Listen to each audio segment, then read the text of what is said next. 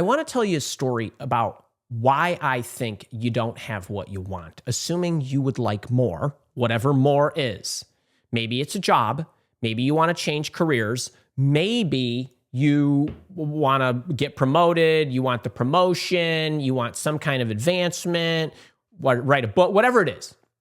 And I want to talk to you, and I want to use an analogy from my life about why I think you don't have what you want.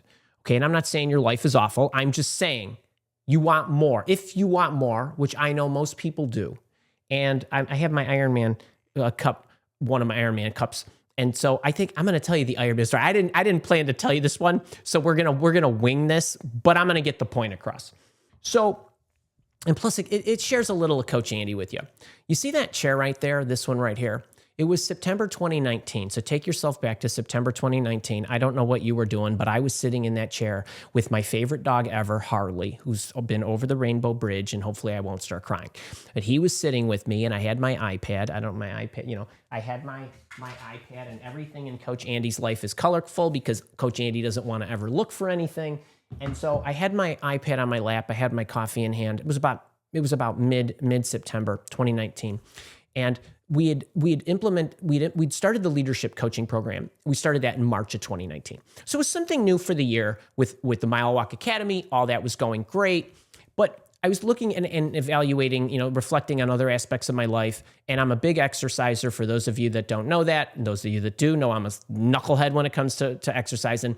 But there's only so many miles you can run. And I thought to myself, what else can I do? I need a challenge. Maybe I should be an Ironman. And how hard could it be? People do this every day, don't they? And then I thought to myself, well, that'd be great, except the only thing is that when I get in a swimming pool, I can't make it 25 meters, like one zip across the pool without huffing and puffing. It's not because I'm not athletic or my arms and legs aren't working and all the parts are working. I just didn't know how to swim. I didn't really know how to breathe in the pool. But that would be great because then I could learn how to do that. And then I'm wondering, I work out 6, 7, 8 hours a week, like an hour a day every day. I'm wondering how much I would have to train. So I kind of glance I get the iPad, I start looking at these training plans. I'm like, oh my goodness, this is like 20 hours a week. This is a lot of hours. It's like another 13, 14 hours a week. That's like 2 work days. I got to figure out where am I going to get that time.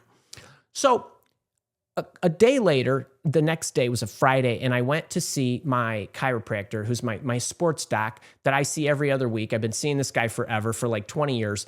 So this is 6 years ago or 6, 7 years ago, whenever it was. And he's the one of the sports doctors for the Chicago Bears, the Chicago Blackhawks, the Bulls, the Sox, and so he's pretty well connected. And I asked him, I said, hey Stuart, I'm thinking about doing triathlons.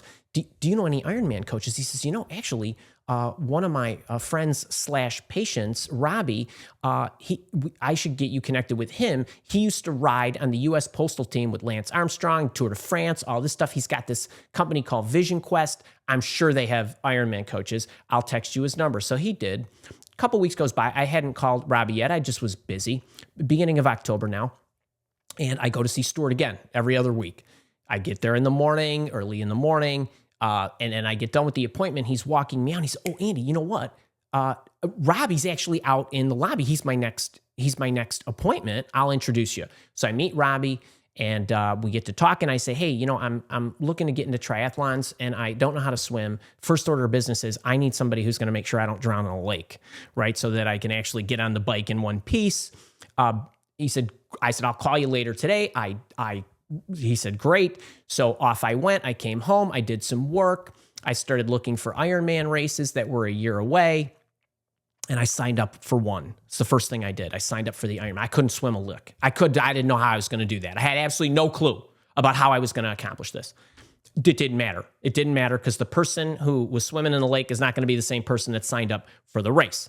So then I get the phone. I call Robbie. He picks up. I said, Robbie, hey, great meeting you today. I said, listen, buddy, I already paid the money. So we're going to make this happen. I need somebody who can get me, across the lake, the ocean, whatever the hell it is, the river, and make sure I don't drown. and I need to start like now because I don't know how to swim.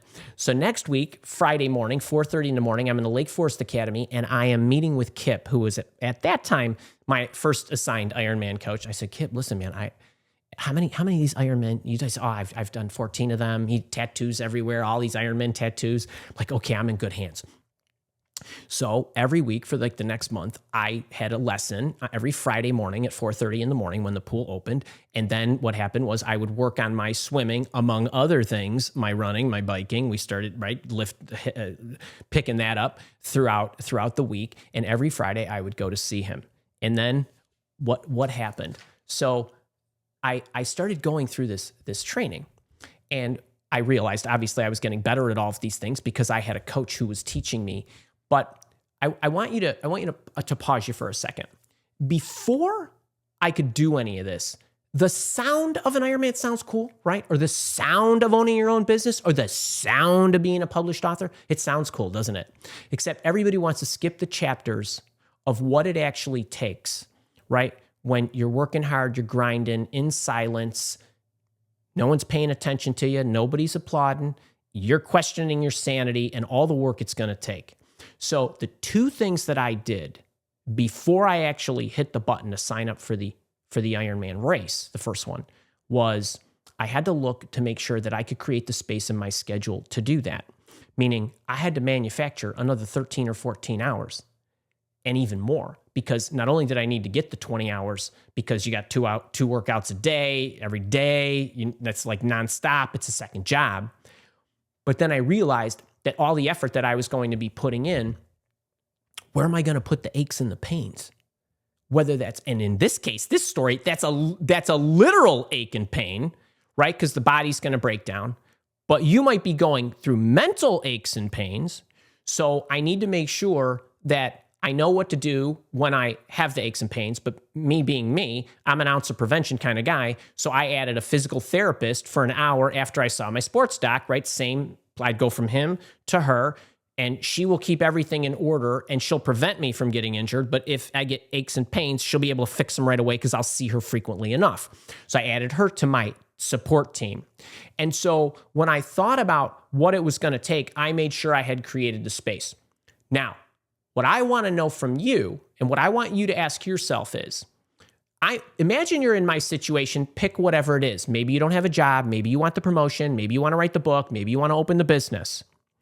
What is your probable, if not absolute certain future you will attain if you continue to do what you've always done? There's no way I was going to cross the finish line if I just continued to do what I was going to do, or if I tried to do it on my own. So when I enlisted the coach, somebody who'd done this over a dozen times, who knew exactly what he was doing, who could write my plan for me because he had a system, he knew exactly what it took and how to monitor me.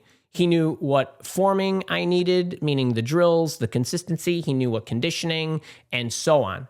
And let me tell you what happens when you do something like that, when you actually engage a coach and get a system and know what to do. I woke up every single morning. I already knew because of the night before, because I could look at my plan. I knew what the 2 workouts were going to be that day. I knew when I was going to swim, or I knew when I was going to bike or run or whatever it was over the course of the next 12 hours. And I knew what I was going to do. I didn't know just what I was going to do. I knew exactly how to do it. Because why? Because he put it all out for me.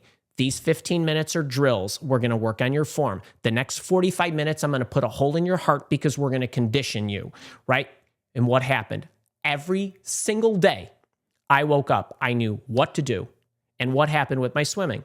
Well, my form got better, fast. I could swim faster. I could swim far, like really far, for a really long time. Only because I didn't waste one brain cell or 1 minute thinking about, well, what do I need to do today? What skills should I build? How should I build that skill? What does that look like? He taught me, he showed me, he sent me a YouTube video to remind me, he sent me my video to remind me so that I knew what I was doing. And that's what happens, and you get progressively better. If you have the structure, if you have the system. How many of you, show of hands, just think about this. How many of you know what skills to build? If you're in a job search, right now, are you doing it on your own? Do you have a system? Do you have a structure that you're confident that you know what you're doing? The support group is great of people that I want you to talk to because job searching is lonely. But are you getting your counseling from somebody else who's job searching, who doesn't know what they're doing? No, they should be emotional support, not educational support. So who's on your team? The coach you choose, the system you operate within. If you don't have one of these, you're never going to get to where you want to go. If you're job searching, it's painful. That's acute pain. You need a job searching system. Why are you not in my job search coaching program or somebody's job search coaching program? If you have your job, what are you doing? Do you think punching your clock 9 to 5 is going to get you promoted? Maybe eventually, but it's going to take a lot longer and there's no guarantee. And in 3 years, you're probably going to be looking for another job because you don't like the job you have because you didn't get promoted fast enough. Whose fault is that? Right? Do you know what skills to build? Do you know when to build them? Every single week, the first thing I plan, I pay me first. Before I do anything for you, as much as I love you, the skills go on, they go right here. What skill do I need to build? Do you know what skill I'm building this week, this past week? On Monday, I started sending cold outreaches to authors, coaches, and influencers because I want them to review my book. People I don't know, people that are, by somebody's definition, famous. 2 a day, 2 a day, 2 a day. Sound familiar? Half of them are getting back to me, asking me for more information. Can you send the manuscript? Who's your publisher?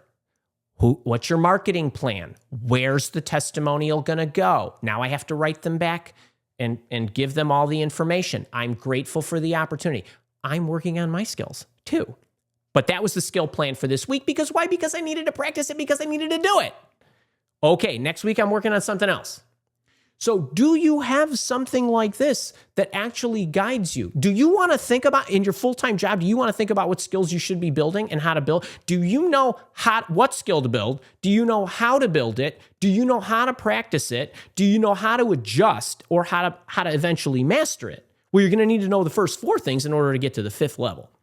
And this is why I think people don't have what they want, is because they don't put the support structure, they don't get the coach, they don't have the system of whatever the system is, and getting guided by somebody who knows what they're doing, who could watch over them and work with them. And so every single day, here's what happened to me. I woke up. I didn't have to cross the finish line to be an Ironman.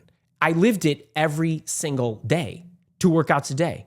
Day was over, I'm an Ironman. I lived it like that. So I don't chase the success. I don't want you to chase the success. I want you to live in sync with it. But in order to be able to live in sync with it, you need to be doing the work. And if you're not doing the work, you don't just get to call yourself a VP, a manager, an Ironman, an author, a blogger, of whatever. So I need this to register. You could use my system, which I think is great, or pick one, but have one so you can get to where you want to go.